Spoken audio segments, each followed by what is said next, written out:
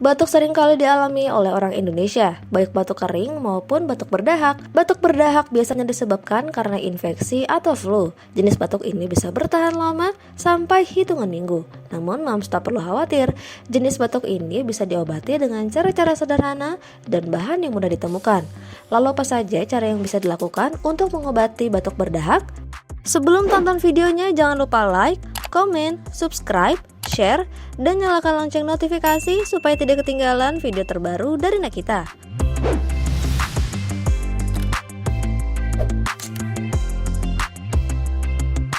Batuk berdahak dapat diatasi dengan memakan makanan pedas. Kondisi saat batuk berdahak menyebabkan lendir di tenggorokan meningkat dan kandungan capsaicin dalam makanan pedas dari cabai mampu mengencarkan lendir sehingga bisa mengurangi gejala batuk serta pilek.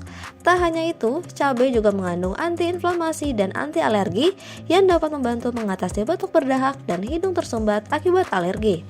Selain memakan makanan pedas, mengonsumsi perasan jeruk juga dapat mengatasi batuk berdahak. Paru-paru memerlukan asupan cairan yang cukup untuk mencegah terbentuknya lendir. Oleh karena itu, Moms bisa memperbanyak mengonsumsi cairan, terutama yang mengandung vitamin C. Dengan meminum perasan jeruk, tak hanya menghidrasi tubuh, namun juga bisa menambah asupan vitamin C yang baik untuk daya tahan tubuh.